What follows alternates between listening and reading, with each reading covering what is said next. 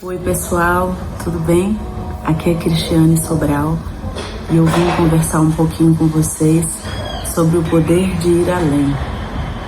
Desde criança, o encontro com as palavras, quando eu comecei a me alfabetizar, foi um mar de fantasias, de alegrias e de muitas descobertas.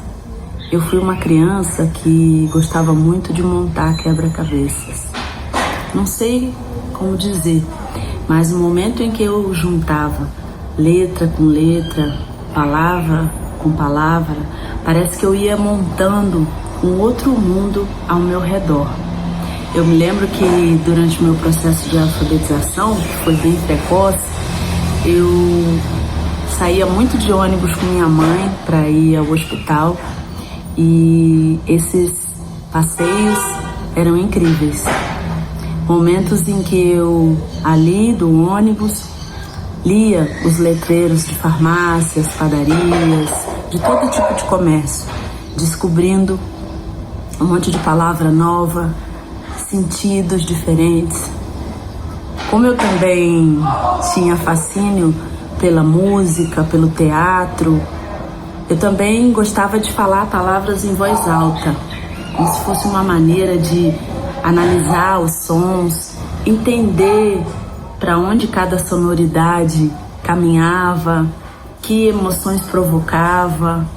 Tudo isso foi para mim uma primeira estratégia que me colocou, muitos anos depois, profissionalmente no campo do teatro e da literatura. Eu segui como alguém que queria trabalhar com as palavras, que queria fazer das palavras um ofício. Um ofício que eu descobri muito cedo que precisava de muita disciplina. Na minha casa não tínhamos muitos livros e eu entendia que precisava ler para conhecer mais palavras. Meu pai sempre dizia: minha filha, o dicionário é o pai dos burros. Então todo dia, com o dicionário na mão, eu tentava descobrir uma palavra diferente, um significado e apresentar para o meu pai. Gostava muito também de fazer palavras cruzadas. Ali era o lugar onde a gente percebia que de fato não entendia o reino das palavras, que não podia dominar aquele universo cheio de campos linguísticos, sensíveis e tão incríveis para uma criança descobrindo o mundo das letras. Entrando na farmacinha de minha mãe, pequeno armário que ficava na cozinha cheio de remédios, eu descobri um portal para as palavras. Dentro das caixinhas de remédio, as bulas. Quando eu não tinha mais o que ler, encontrei nas bulas de remédio várias formas de descobrir palavras novas. E ali eu realmente não entendia nada. Quanto mais eu me sentia perdida no contexto de palavras desconhecidas, mais isso ativava a minha imaginação. Por isso, eu ainda gosto de ler em outras línguas, de ler em línguas indígenas, de ler em línguas banto, de ler em alemão, sonoridade do alemão e do russo. Me encanta muito. E fazendo esses exercícios de leitura e expressão, eu comecei a pensar em escrever histórias. Na verdade, as minhas primeiras histórias foram contações no jardim da minha casa. Eu fiquei órfã com 8 anos de idade e, mais uma vez, o mundo das palavras me socorreu.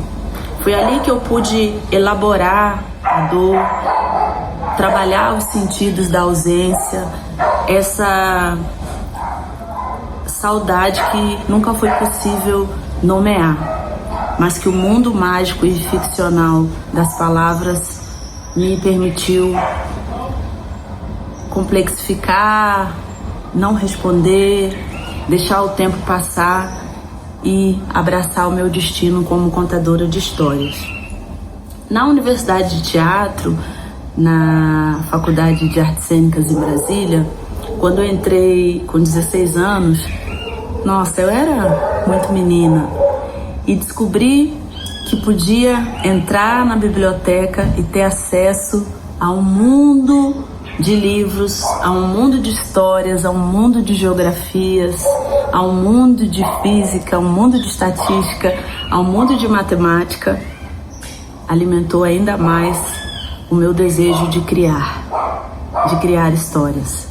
Eu passava os meus dias nas aulas também de corpo, de dança. Eu acredito muito no corpo como um veículo que porta o verbo ação, o verbo palavra.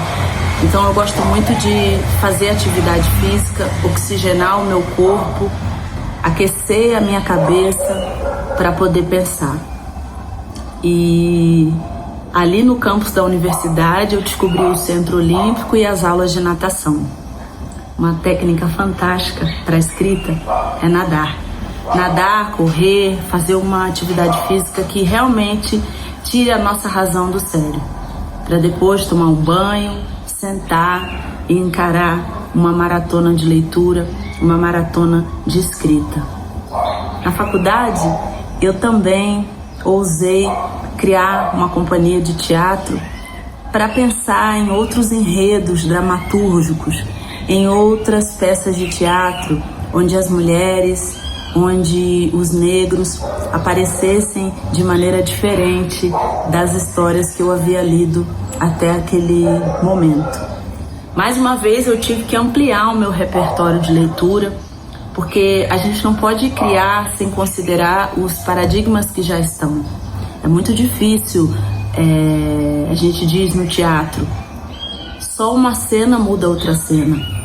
Então não é simplesmente dizer que não gostei, não estou satisfeito, que eu não quero fazer isso, mas é propor a imaginação, apresentar alternativas para esses lugares onde a gente não se encontra. No teatro também, como espaço de profissionalização na minha carreira como atriz, eu descobri que tinha que estar em cena com propósito, com decisão, com ousadia, porque o verbo no palco ele podia ser cortado em segundos, já que o espectador, quando senta para assistir, embora em corpo presente, caso a peça não agrade, pode sair com escapismos, voltar para casa, pensar nas contas bancárias, nos problemas, porque a peça não arrebatou o suficiente. Então eu creio no teatro como esse lugar onde a palavra ajuda a pegar o boi na unha, e o boi é o espectador. Na literatura, guardei durante muitos anos textos, poemas, crônicas, contos que eu não tinha coragem de compartilhar com as outras pessoas. Eu queria me apetrechar mais, queria reescrever as histórias inúmeras vezes, buscando finais alternativos, abraçar os dicionários, a alcançar sinônimos e outras palavras que pudessem colorir de maneira mais múltipla as histórias que eu escrevia. Comecei com a poesia e esse é o lugar máximo da concentração, o lugar máximo da fusão, onde as ideias precisam estar amalgamadas em estruturas de ritmo, em estruturas de condensação. Na poesia, usamos as palavras que são indispensáveis, os sentidos máximos, querendo provocar imagens no leitor. A poesia, ela exerce com maior profundidade dentro dos outros gêneros esse lugar de corte. Escrever é a arte de cortar. Quando eu comecei a compor contos, aí eu descobri um outro lugar. O lugar da oralidade, que está na base dos nossos saberes, né? Eu venho de um bairro de subúrbio onde a gente sentava na rua, nos dias de calor, conversava e contava histórias.